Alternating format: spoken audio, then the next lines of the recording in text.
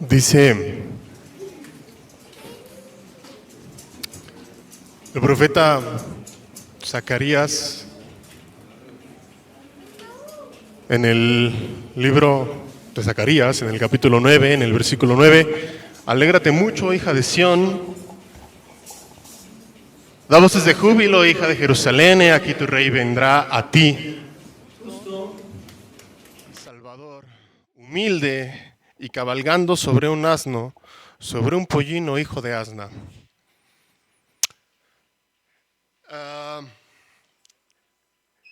Comenzamos ya con esta semana que cada año tomamos este tiempo para recordar lo que nosotros denominamos Semana Santa, que es la última semana de vida del Señor Jesús en esta tierra. Y comenzamos este día viendo lo que conocemos como la entrada triunfal, que es ese momento precisamente que describe aquí el profeta Zacarías. Lo vuelvo a leer, Zacarías 9, versículo 9: alégrate mucho, hija de Sión, da voces de júbilo, hija de Jerusalén, he aquí tu rey vendrá a ti, justo y salvador, humilde y cabalgando sobre un asno, sobre un pollino, hijo de asna. Como hemos estado considerando, yo espero que la mayoría de aquí tengamos noción, y si no tiene noción, lo voy a invitar a que busque ahí en el canal de YouTube que tiene la iglesia. Si sabe que la iglesia tiene un canal de YouTube, puede ir a buscar. Hay una serie de predicaciones que hemos estado considerando, sobre todo los días jueves, que tiene que ver con los reyes de Israel, que tiene que ver con una historia del pueblo de Israel a lo largo de los años. Cuando deciden que quieren tener un rey, el Señor les pone un rey. Y vemos la expresión de la humanidad en todo momento, ¿no? Vemos humanos equivocándose, vemos humanos recibiendo instrucciones de parte de Dios, pero decidiendo que hay mejores cosas que hacer o que hay mejores formas de llevar la vida diferentes a lo que Dios indica. Y entonces vemos cuando precisamente la humanidad toma decisiones contrarias a lo que Dios indica, que hay consecuencias de todas esas decisiones. Si nosotros leemos la escritura, vemos que el pueblo de Israel es un pueblo sobre el que Dios puso su mirada. ¿Sabe por qué puso Dios su mirada sobre el pueblo de Israel? Porque quiso. No hay mayor explicación, no hay mayor razón. Dice la escritura que al principio Dios miró a Abraham y decidió darle instrucciones a Abraham. Y cuando le dio instrucciones a Abraham, desde ese momento le dijo: yo de ti voy a hacer una nación grande, voy a hacer una nación poderosa. Y no fue porque Abraham hubiera hecho algo antes, Abraham ni siquiera sabía de la existencia de Dios. Es porque Dios quiso hacerlo así. Y esa promesa de una bendición y de una nación grande y poderosa estaba sujeta a la obediencia que tuvieran a la palabra del Señor. Entonces ya después, mucho tiempo después, cuando llegamos al pueblo de Israel, a los reyes, a Saúl, a David, a Salomón y al resto de reyes, cuando el reino se divide, vemos que la esencia sigue siendo la misma, sigue siendo un Dios que está dispuesto a darle lo mejor a la gente por pura gracia, porque Él quiso, no porque la gente fuera especial. Pero vemos a la gente decidiendo de otra manera, ¿no? Vemos a la gente haciendo y decidiendo de otra manera. Como decía hace un momento, eso tiene consecuencias. ¿Cuáles son las consecuencias? Después de un rato de desobediencia y de tener en poco la bondad y el amor de Dios, Dios se cansa y lo que hace es que deja de bendecir a su pueblo y deja de hacerlo un pueblo próspero y deja de ser un pueblo que se vale por sí mismo y deja de ser un pueblo que vive en libertad y empieza a vivir cautivo. Y empieza a vivir cautivo de gente que ni conocía a Dios, ni temía a Dios, y que eran sanguinarios, y que fueron violentos, y que trataron mal al pueblo de Israel. Le repito, si usted no sabe eso, le invito muy amablemente a que visite el canal de YouTube. No es comercial, pero sí es comercial. Visite el canal de YouTube, ahí están la serie de predicaciones, ahí están los estudios. Y si no quiere visitar YouTube, lea su Biblia. En la Biblia también viene, ¿sale? Entonces, el pueblo a lo largo de los años vive una serie de altibajos. ¿Sabe por qué vive altibajos? Porque decide no hacer caso a lo que Dios dice. Dios los pone en posiciones preeminentes, Dios los deja dominar sobre la tierra, Dios los lleva, después de haber sido cautivos en Egipto, a poseer tierras cuando ellos ni siquiera eran un pueblo de guerra, cuando ellos vivieron esclavos por 400 años, cuando ellos sufrieron siendo realmente maltratados por otros seres humanos.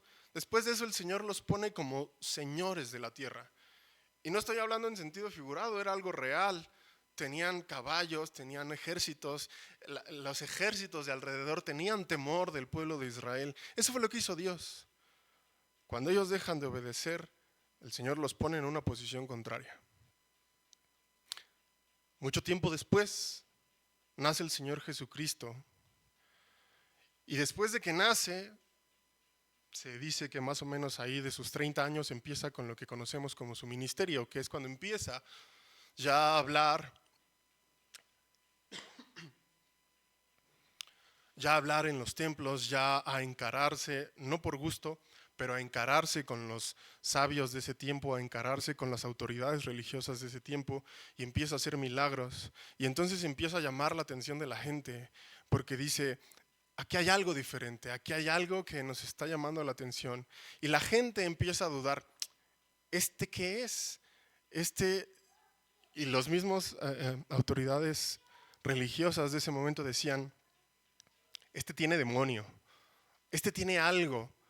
La gente no estaba segura de lo que estaba viendo, pero sabía que estaba viendo algo diferente en Jesús cuando fue hombre. El contexto histórico para este momento es que el pueblo de Israel no era dueño de nada. El pueblo de Israel vivía bajo el imperio romano, vivía bajo las órdenes de alguien más, no era dueño de nada.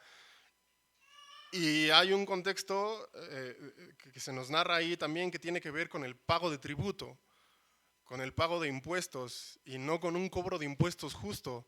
Cualquier cosa que usted imagine a este tiempo puede que se parezca. No era un cobro de impuestos justo, era abusivo, no eran precisamente maltratados, pero tampoco eran bien tratados, ¿sabe? Estaban cautivos. Lo que vemos a lo largo de la historia del pueblo de Israel es que cuando el pueblo de Israel es cautivo,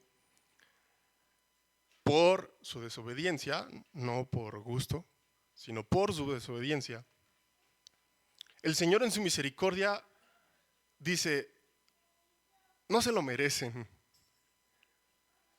pero les voy a dar otra oportunidad porque yo los amo. Y les dice: yo voy a volver a liberarlos, yo voy a volver a ponerlos en posiciones de autoridad, yo voy a volver a traer el dominio y el esplendor de Israel. Y entonces, una de las muchas ocasiones que el Señor habla con su pueblo y les dice: yo te voy a devolver la gloria que tenías, hablándole al pueblo de Israel, es esto que leía en Zacarías. Lo voy a volver a leer, Zacarías 9. Alégrate mucho, hija de Sión. El contexto aquí es que tampoco estaban gobernando nada. Israel estaba sufriendo por todo. Israel estaba cautivo y siendo maltratado. Sale una voz que dice: alégrate mucho, hija de Sión, da voces de júbilo, hija de Jerusalén. He aquí tu rey vendrá a ti, justo y salvador, humilde y cabalgando sobre un asno, sobre un pollino, hijo de asna. Vamos a imaginar que usted está sufriendo algo, ¿no? O a lo mejor usted está sufriendo algo, no tiene que imaginarlo, a lo mejor usted está sufriendo algo, lo que sea: enfermedad, desempleo, depresión, ansiedad, tantas y tantas cosas que podemos sufrir los seres humanos. Y entonces escucha una voz que le dice: alégrate, alégrate, porque te voy a salvar de lo que te está aconteciendo. Eso es lo que dice aquí. Dice: alégrate, va a venir a ti un rey que te va a salvar. ¿Salvar de qué? ¿Quién necesita salvación, hermano? ¿El que está en problemas o el que está viviendo todo en paz y todo tranquilo? ¿Quién necesita salvación? Bueno, voy a asumir que respondieron que el que está en problemas. La verdad es que no distinguí qué dijeron. El que necesita salvación es el que está en problemas. Si yo creo que no estoy en problemas, ni siquiera me va a interesar la salvación. Otra vez, el contexto es que el pueblo de Israel está sufriendo porque añora ese esplendor, porque añora esa bendición donde alguna vez estuvo, porque añora lo bueno que Dios hizo por ellos, a pesar de que tuvieron en poco lo que Dios hizo por ellos. Pero el pueblo está esperando que esto acontezca. Y entonces imagínense, el pueblo está esperando que esto acontezca, porque esto se quedó escrito por un profeta que dijo, el Señor va a venir y te va a salvar, un rey va a venir y te va a salvar, un rey va a venir montado sobre un pollino y te va a salvar. Eso lo conocía todo el pueblo de Israel, no solo los maestros de la ley. Todo el pueblo de Israel decía, un profeta dijo que va a venir un rey a salvarnos a nosotros. Y entonces aparece Jesús, del que no están seguros qué es ni de quién viene, pero ya llamó la atención de ellos porque sanó enfermos, porque convirtió agua en vino, porque caminó sobre el agua, porque hablaba lo que no hablaban las autoridades religiosas, porque convivía con quien no convivían las autoridades religiosas. Ya había llamado su atención. Y entonces la gente ya estaba deseosa de saber qué es lo que iba a acontecer con este varón. Marcos, aquí sí vamos todos, Evangelio de Marcos, capítulo 11. Evangelio de Marcos, capítulo 11.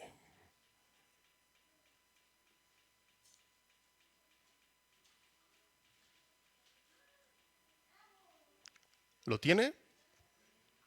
Vamos a leer juntos el 1 y el 2. Marcos 11, 1 y 2. Dice así: Cuando se acercaban a Jerusalén, junto a Betfagé y a Betania, frente al monte de los Olivos, Jesús envió 2 de sus discípulos y les dijo: Id a la aldea que está enfrente de vosotros, y luego que entréis en ella, hallaréis un pollino atado, en el cual ningún hombre ha montado. Desatadlo y traedlo. Miren, el pueblo está sufriendo. El pueblo tiene el conocimiento de que en algún momento se dijo que alguien iba a venir atado en un pollino, montado en un pollino, perdón, y que ese iba a ser el rey que los iba a salvar. Otra vez, el contexto es que ellos ya vieron a Jesús hacer milagros, pero fíjese, ni los mismos discípulos que convivieron con ellos, con Jesús tanto tiempo, estaban seguros de quién era. Todavía tenían dudas, todavía había cosas que no entendían. El mismo Señor Jesús les dice, hay cosas que no entienden y hay cosas que no les puedo decir ahorita porque no me están, ni me van a entender. Imagínense qué es lo que sienten cuando el Señor Jesús los manda por un pollino. No vamos a imaginarnos, voy a seguir leyendo y ya después usted se va imaginando qué sienten. Dice, si alguien les pregunta, versículo 3, ¿por qué hacen esto? Ustedes digan, el Señor lo necesita, luego se los devuelve. Fueron, encontraron al pollino atado fuera de la puerta, en el recodo del camino, y lo desataron. Y unos que estaban allí les preguntaron, ¿qué hacen desatando ese pollino? Ellos entonces les dijeron, como Jesús había mandado, y los dejaron. Y trajeron el pollino a Jesús y echaron sobre él sus mantos y se sentó sobre él. Más adelante, va entrando en la ciudad, dice, también muchos tendían sus mantos por el camino y otros cortaban ramas de los árboles y las tendían por el camino. Y los que iban delante y los que venían detrás daban voces diciendo, Hosana, bendito el que viene en nombre del Señor, bendito el reino de nuestro padre David que viene, Hosana en las alturas. Era común en ese tiempo que cuando los reyes se enfrentaban en batalla, salían los reyes a la batalla y cuando regresaban. Si hemos visto películas o leído historias, la historia, vemos cuál era el animal que ocupaban los reyes para la batalla. A ver, a lo mejor estoy. ¿Cuál era el animal que usaban para la batalla? Ya, ajá, sí, caballos. Eran los caballos. ¿Por qué? ¿Qué diferencia tiene un caballo con un pollino? Con una mula. Son para cosas totalmente diferentes, ¿no es cierto? El caballo es más ágil, es más fuerte, resiste más cosas. El caballo no es tan agraciado, el pollino no es tan agraciado. El pollino se ocupa para labores de carga, el pollino se ocupa, no tiene el esplendor que puede tener un caballo, ¿sabe? ¿Se imagina cómo se vería un rey en batalla sobre un burrito? ¿No? ¿Usted escogería un burrito o un caballo para la batalla? Bueno, cuando los reyes llegaban de la batalla, sobre todo si habían ganado la batalla, lo que se acostumbraba era tender sobre el camino sus mantos, que eran sus capas literalmente, o ramas de palma, que eran para tenderle el camino y eran para reconocerle la victoria. Jesús no había regresado de ninguna batalla. Jesús no escogió tampoco un caballo. Pero Jesús sabía lo que decía el profeta, Jesús sabía lo que había dicho el profeta, Jesús sabía que el pueblo sabía lo que había dicho el profeta. Y entonces, totalmente consciente de eso, él llama a un pollino. Miren también, espero que podamos pensar en este contexto. Si usted recuerda los evangelios, cuando Jesús hace milagros, en muchas ocasiones, en diversas ocasiones, a las personas a las que les hace los milagros les dice: no le digan a nadie lo que acaba de pasar. No le cuenten a nadie. ¿Por qué? Porque si la gente esparcía más lo que él estaba haciendo, lo que iba a provocar era el enojo de las autoridades religiosas. Porque para las autoridades religiosas era blasfemia que él se asumiera como el Mesías, que él se asumiera como el rey del que habla Zacarías. Entonces, el entendido de los tiempos, cuando hace esos milagros les dice: no, todavía no es el tiempo. Lo voy a decir de otra manera: todavía no hagan enojar a los fariseos, todavía no hagan enojar a las autoridades, porque todavía no es el tiempo. Llegado este tiempo, es la semana anterior a la celebración de la Pascua. Es como el fin de semana anterior a la celebración de la Pascua, esto que estamos leyendo de la entrada a Jerusalén. Y la fiesta de la Pascua se celebraba en Jerusalén, por eso era necesario que todos fueran allí. Por eso había mucha gente congregada ahí, porque ya se estaba anticipando para celebrar la fiesta.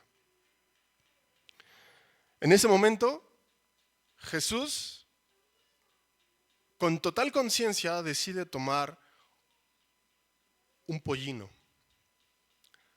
¿Sabe qué imaginó la gente cuando vio a Jesús entrando en el pollino? ¿Sí se imagina o no se imagina? Acabamos de leer lo que dice Zacarías. Dice: cuando alguien venga sobre un pollino, ese es el que te va a salvar. Entonces imagínese, Israel estaba enojado y estaba molesto contra el imperio porque no lo trataba bien, y además añoraba ser ese reino potente que fue en algún día. Y vivía esperando que en algún momento se cumpliera lo que había dicho el profeta, de que alguien entrara en un pollino. Jesús dice: tráiganme el pollino, porque yo soy, no lo está diciendo, estoy parafraseando, porque nunca lo dice.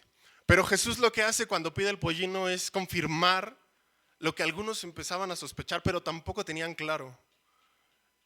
Es decir, yo soy ese rey que ustedes están esperando. ¿Sabe por qué podemos saber que la gente sí sabía que se estaba cumpliendo la profecía? ¿Alguna vez se ha interesado en saber qué significa la palabra Hosana? A ver, otra vez, hablen fuerte, sí, hablen fuerte. Sí, si quieren decir algo, díganlo fuerte. ¿Saben qué significa la palabra Hosana? Fuerte, fuerte, fuerte. Es que alguien sí lo está diciendo. Bueno, creo que lo está diciendo, pero no escucho. Sálvanos ya. Sálvanos ya. ¿Por qué le están pidiendo salvación?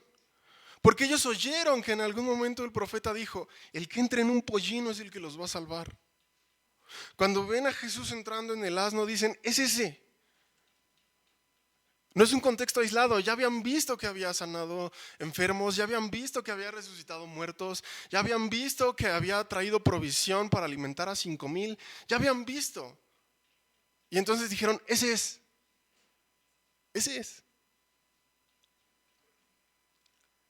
Necesito que me salves. Lo estaban reconociendo como el rey que querían. Y eso es bien interesante, como el rey que querían. Me voy a adelantar un poquito a la historia que vamos a considerar esta semana. Espero no estarle arruinando la historia cuando le digo que a este que estaban reconociendo como rey después lo matan. ¿Sí sabía eso? A este que estaban reconociendo hoy como rey lo matan. Y los mismos que creyeron en este momento, que creyeron que en él se estaba cumpliendo la profecía, son los que una semana después dicen, no puedes ni salvarte de la cruz. ¿Cómo nos vas a salvar a nosotros? No puedes ni siquiera bajarte de la cruz. ¿Y sabe qué? Jesús lo sabía. Jesús sabía que ese clamor, que también tiene un tinte de alabanza, porque sí lo tiene. Hosana significa sálvanos ya, pero también se puede utilizar en un contexto de alabanza, en un contexto de exaltación. Y entonces aquí muy bien puede tener ambos significados para la gente. La gente clama, sálvanos ya, pero la gente clama, ya llegó el que me va a salvar.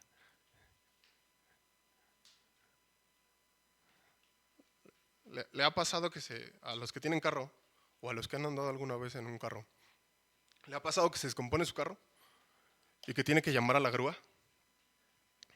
¿Cuánto tiempo se tardan en promedio las grúas, hermano? ¿Sí? Ajá, más o menos ese tiempo. Ajá. Bueno, ¿qué pasa cuando usted ya ve la grúa? O no ve la grúa, pero le empiezan a llamar, ya estoy aquí cerca. ¿Qué siente? Ya llegó, ya va a llegar, ya está aquí. Pero ¿qué pasa cuando de repente ve una grúa pasar y se sigue de frente? Esa no era la mía. Esa sensación de alivio que usted experimenta cuando llega la grúa es la sensación de alivio que experimentaron la gente en general cuando vio que entró en un pollino, porque dijo, este es el rey que me va a salvar. Este es el rey que va a quitar al imperio romano, este es el rey que va a generar una revuelta. Y miren, esa es la razón por la que las autoridades se sienten tan nerviosas, porque ellos también sabían de la profecía, pero ellos también interpretaban que iba a ser un reino como cualquier otro. ¿Cómo es un reino? ¿Qué hace un rey? ¿Qué le falta a un rey? ¿No? Hablando de reyes, ¿ya escuchó que la familia real tiene cáncer? ¿Ya escuchó que la familia real tiene cáncer? ¿Cuánto tiempo creen que tenga que esperar la familia real para ser atendido por un médico? ¿De aquí a cuánto el IMSS le dará su cita al rey? Ya se enojó el del IMSS. ¿De aquí a cuándo le dará? No lo necesita. ¿Qué necesita hacer el rey cuando se siente mal? Me siento mal. ¿Y cuántos van a ayudarle en ese momento? Eso es un rey. Mire, y la versión que estamos viendo de los reyes hoy en día es una versión deslavada de lo que fueron los reyes, ¿no? Los reyes daban una orden y se cumplía ¿cómo? Como su hijo lo obedece, así se cumplía. Rápido, ¿no? No, su hijo no lo obedece así. Así eran los reyes. Entonces imagínense, otra vez, Jesús va entrando en el pollino. La gente dice, este es el rey que vino a salvarme. Y las autoridades que también sabían de las profecías dicen, ¿y si ese es el rey? ¿Qué va a pasar con nosotros? Ellos temieron por su reinado, ellos temieron por su imperio, ellos temieron por lo que habían construido. Y eso desencadena lo que ya sabemos que desencadena. Pero después acontece esto. Sí es el rey que anunciaban las profecías, pero no reina como se pudo imaginar en razón de la profecía. No genera una revuelta, No junta a los 12 y les dice, júntense más gente porque el viernes, así como tenemos la idea de Hidalgo juntó a la gente, ¿no? Para rebelarse de la corona española, que no es la historia así, pero esa es la idea que tenemos. Vamos a juntar gente porque el Imperio Romano, no, ya llegó el tiempo de Israel. Eso es lo que quería la gente. Y Jesús a lo largo de su ministerio demuestra que no es esa la razón, que no ese es el motivo, que no ese es el deseo. La razón es otra. La salvación no es del reino ni del sufrimiento temporal humano. La salvación es salvación de la ira de Dios.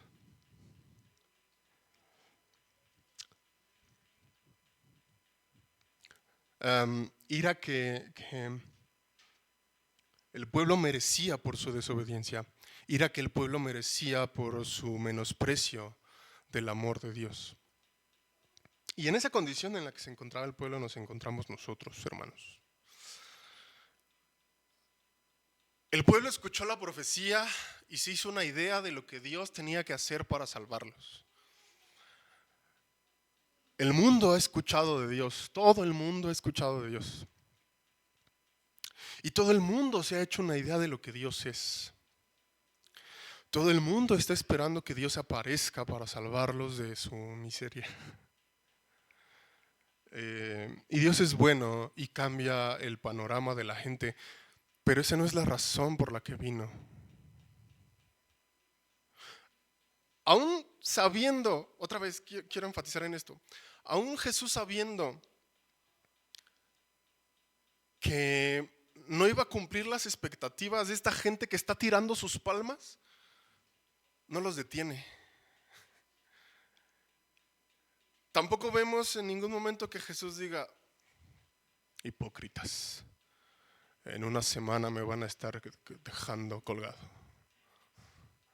Tampoco vemos que Jesús les diga, ay, no están entendiendo nada de las profecías. No, lo deja pasar. Es más, me voy a seguir adelantando, no por mucho. Pero cuando está en la cruz y cuando le están gritando improperios y cuando le están escupiendo y cuando le están dando la espalda, ¿sabe qué es lo primero que dice? ¿Sí se acuerda? Perdónalos.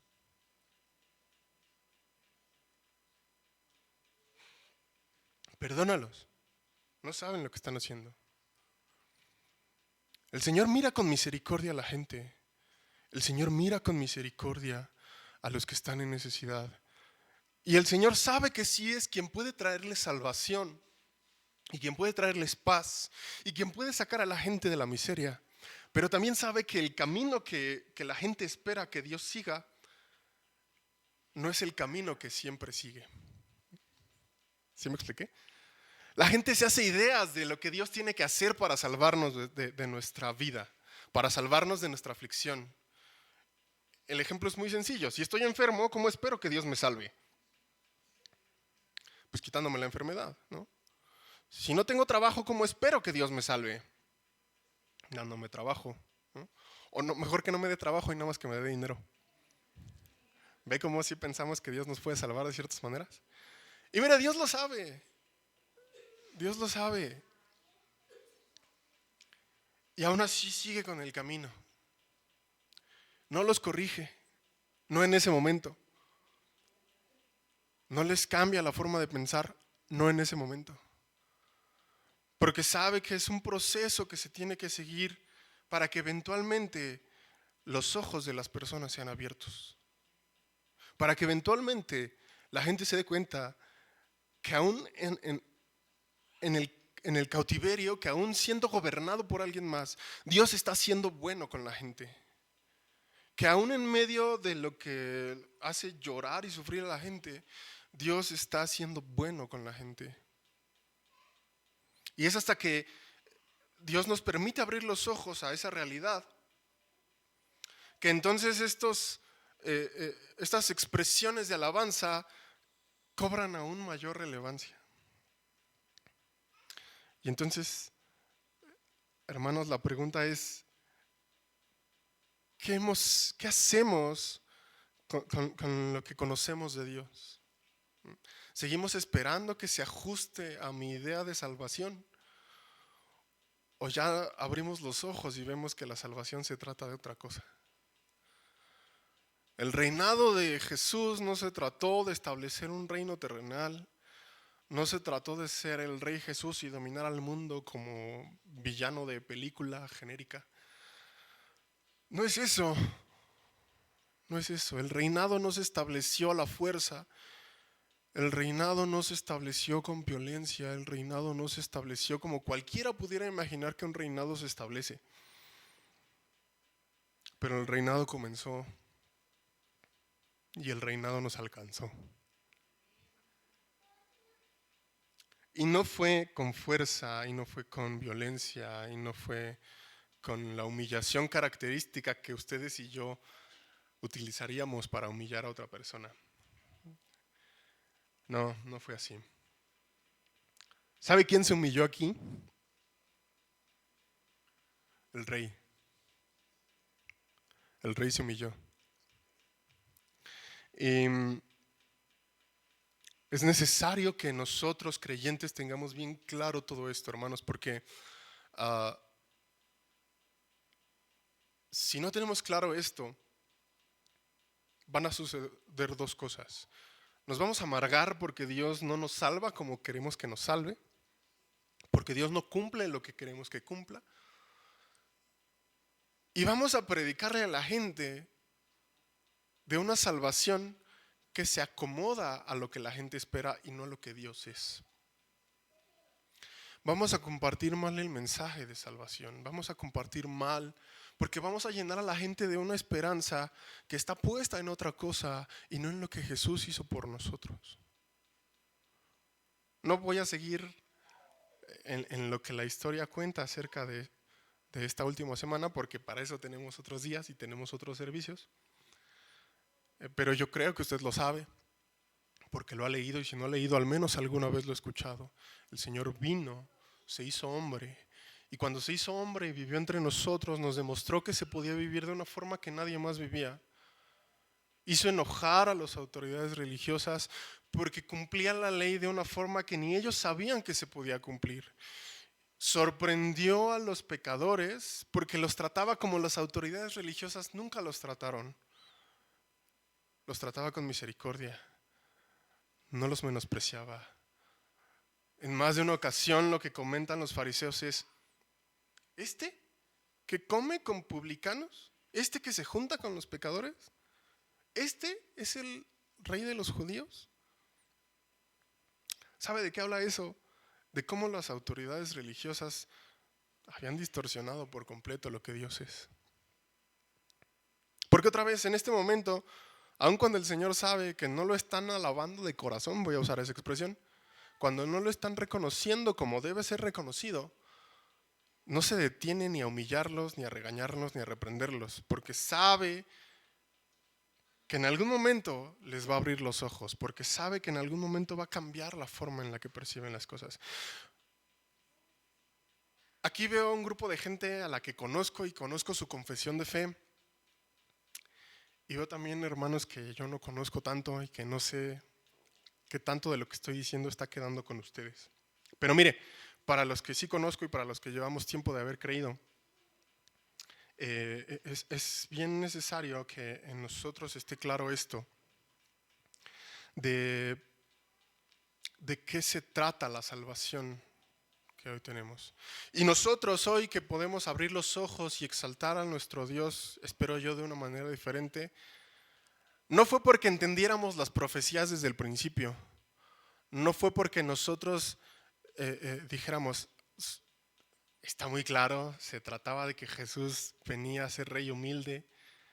Mire, nosotros hoy podemos entender que la profecía de Zacarías sí se cumplió aquí en lo que dice Marcos 11, pero porque nosotros ya tenemos como todo ese pedazo de la fotografía, ¿sabe? La gente que aquí estaba no tenía todo ese pedazo de la fotografía que está mirando. Nosotros ahí ya lo vemos diferente. Y a veces los que llevamos más tiempo cometemos este error de mirar por encima del hombro a los que aún no han abierto los ojos. Hoy nosotros que tenemos los ojos abiertos no es porque hayamos sido ni los más sabios, ni los más capaces, ni los más inteligentes. Es porque Dios tuvo misericordia. Porque en un sentido nosotros también hubiéramos puesto nuestras palmas ahí cuando entró con el pollino. Y a la semana hubiéramos dicho, este no es el rey. En un sentido nosotros somos exactamente iguales. Nosotros creyentes. Nosotros, usted que lleva 10 años en el Evangelio, sí, somos iguales. No hay diferencia. No hay diferencia, es gracia, es pura gracia, es puro amor de Dios.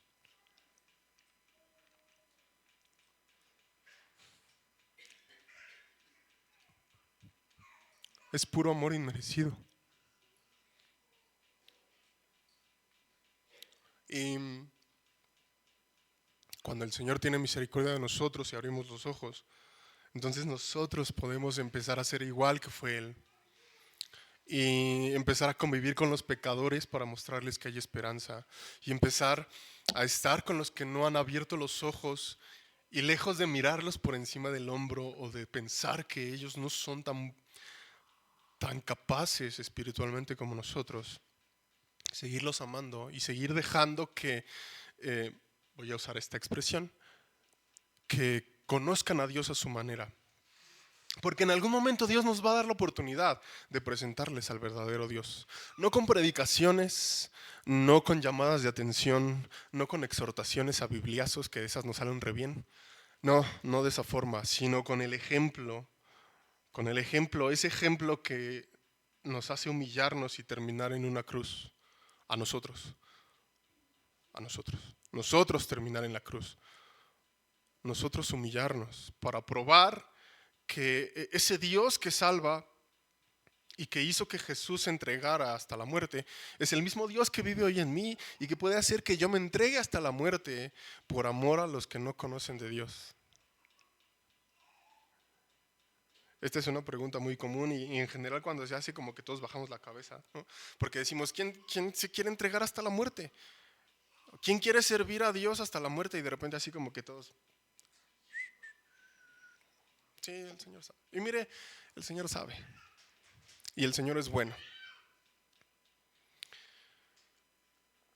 Y nosotros que ya tenemos los ojos abiertos, esa es nuestra labor. Una de las cosas que a mí me sucede en esta semana, y obviamente puede ser que solo sea yo, pero lo comparto porque creo que también le puede acontecer a alguna gente, es, creo que esto lo tratamos como nada más entre nosotros, ¿sabe? Como dentro de la iglesia. Nosotros somos los que ya entendimos que Jesús se hizo hombre y nosotros somos los que ya entendimos que Jesús murió en una cruz y nosotros somos los que ya entendimos que Jesús nos salvó. Y está bien, pero no se puede quedar aquí en nosotros. No se debe quedar aquí en nosotros. No sé si me estoy explicando. Si usted ya entendió que Jesús lo salvó, que no se quede aquí. Porque hay gente que sigue adorando al Dios del que se hizo una idea. Porque hay gente que sigue esperando que Dios lo salve y se hizo una imagen de Dios y cuando Dios aparece dice, yo quiero que me salves. ¿Sabe qué hace falta? Dirección. ¿Sabe qué hace falta? Un reflejo vivo de lo que Dios es. ¿Quién va a ser ese reflejo vivo de lo que Dios es? Ahí sí, levanta su mano, si quiere. ¿Quién va a ser ese reflejo vivo de lo que Dios es? Esa es mi labor. Mi labor no es, por favor, espero que se entienda lo que digo. Mi labor no es venir a predicar aquí arriba. No fuimos alcanzados para predicarnos entre nosotros. ¿Sí sabía eso? No fuimos alcanzados para reflejar entre nosotros lo buenos que somos. Fuimos alcanzados para reflejarle precisamente a los que no conocen que Dios es bueno. Para reflejar a los que no conocen que la salvación que el Señor estableció se estableció de otra manera. En una manera humilde, en una manera que sirve, en una manera que ama, que perdona. Y entonces ahí sí podemos revisar nuestra vida. ¿Qué tanto amo? ¿Qué tanto perdono? ¿Qué tanto me humillo? ¿Qué tanto obedezco? ¿Qué tanto me someto? ¿Qué tanto? Y ya no está tan padre. Pero Dios es bueno. y nos lleva por un proceso de madurez de tal forma que yo espero que el día de hoy nos vayamos con dos cosas. La primera, que el reino del Señor no se parece a nada de lo que nosotros consideramos como rey, absolutamente a nada. No es soberbio, no es altivo, no es dominante. A pesar de ser el Todopoderoso, esa no es la forma en la que decidió establecer su reino. La estableció basado en la humildad, en la humillación total, en el servicio total, en el servicio abnegado. Y entonces, esa es la primera parte. La salvación y el reino de Dios no son como ningún otro reino. Esa es la primera parte. La segunda parte es, ¿qué voy a hacer yo con ese reino que ya me fue dado? Con ese reino que yo ya entiendo de alguna manera, con ese reino que yo ya vivo. ¿Qué estoy haciendo? ¿Qué voy a hacer? ¿Qué hago con esta Semana Santa? ¿Qué hago con el resto de mi vida? ¿Qué reflejo? ¿Qué ve la gente? Miren, en un sentido, le repito, la gente está esperando que Jesús los salve. Todo el mundo está esperando que Jesús los salve. ¿Sabe cuál es el problema? Que el mundo ya se hizo una idea de Dios. ¿Quiénes son los encargados de demostrarles al verdadero Dios?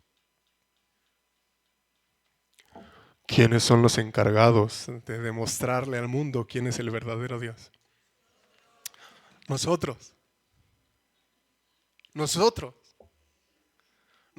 somos los encargados de revelarle al mundo quién es el verdadero Dios. De la misma forma que Dios lo reveló. Con amor, con misericordia, con servicio, con humildad, con todas esas cosas. De demostrar que la paz en este mundo tan roto, tan convulso, es posible. Que la tranquilidad en medio de la inflación y de la elección presidencial y de tantas cosas que vienen, de la agenda de género, de tantas cosas. Miren, hermanos, a veces cuando hablamos de todas esas cosas malas que están aconteciendo y que se van a empeorar, me da la sensación de que hablamos de eso con miedo. Y yo no sé, o sea, sí sé por qué, pero no debería ser. No debería ser. Nosotros deberíamos reflejarle al mundo que se puede vivir de otra forma. No yéndoles a gritar, no yéndoles a sacarlos de su error con discursos elocuentes. No. Le voy a decir algo. Deje de predicar. Con que viva es suficiente. Y entonces le vamos a reflejar al mundo lo que la salvación, lo que ese rey significa de verdad. El mundo está esperando que Jesús lo salve. El mundo está esperando que el rey entre. Y es nuestra labor demostrar que el rey ya viene. Cierro con esto. No es algo que yo escribí, pero es algo que me parece que condensa lo que quiero, lo que me gustaría que nos lleváramos. Dice así: la historia de la entrada triunfal está llena de contrastes, y esos contrastes tienen aplicaciones para los creyentes. Es la historia del rey que vino como un siervo humilde en un asno, no presumiendo en un corcel, no en vestiduras reales, sino con la ropa de los pobres y los humildes. Jesucristo no viene a conquistar a la fuerza como los reyes de la tierra, sino a conquistar con amor, gracia, misericordia y su propio sacrificio en favor de su pueblo. Su reino no es de ejércitos y de esplendor, sino de humildad y servicio. Él no conquista las naciones, sino los corazones y las mentes. Su mensaje es de paz con Dios, no de una paz temporal. Si Jesús ha hecho una entrada triunfal en nuestros corazones, Él reina ahí en paz y amor. Como sus seguidores, exhibimos las mismas cualidades y el mundo ve el verdadero rey triunfante, viviendo y reinando con nosotros.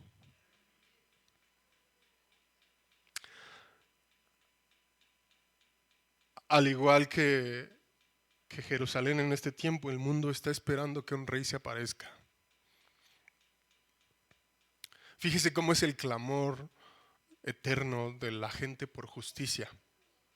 Y no me voy a detener a decir que no es justicia lo que buscamos. No. la gente está clamando por justicia. Lo mismo que Jerusalén en ese tiempo. Y en ese tiempo, con las necesidades de ese tiempo, Jesús entró y probó cómo es un rey diferente. En este tiempo, la gente está esperando que Jesús aparezca. Jesús ya viene, pero en lo que viene, nos toca ser el mejor reflejo que se pueda para que la gente se una a esa paz y a ese reinado que solo el Señor Jesús puede traer en nuestros corazones. Vamos a orar. Vamos a orar. Dios bueno, gracias por tener misericordia de nosotros. Gracias por abrir nuestros ojos. Gracias por tocar nuestro corazón y dejarnos reconocer que tu reino no se parece a nada de lo que este mundo establece. Que tu amor puede darnos la paz y la tranquilidad que tanto necesitamos como humanidad rota, como humanidad despegada de ti, Señor. Gracias por ese amor. Ayúdanos a nosotros, iglesia madura, a nosotros, iglesia que necesitamos dar esos pasos de madurez y de confianza, a reflejar tu reinado, a reflejar tu dominio sobre nuestra vida, Señor, y a poder bendecir a aquellos que claman aún por salvación. Padre, si hay alguien aquí que aún no haya disfrutado de tu paz, que aún tenga dudas, que aún tenga inquietudes, Señor, y esté clamando por salvación, yo te ruego que el Espíritu Santo obre con poder. Yo te ruego, Señor, que a nosotros, iglesia, nos permitas cobijarle, bendecirle, amarle e instruirle para que entonces juntos podamos seguir proclamando tu reinado. Vienes pronto, ayúdanos a estar listos. Te rogamos en el nombre de Jesús. Amén.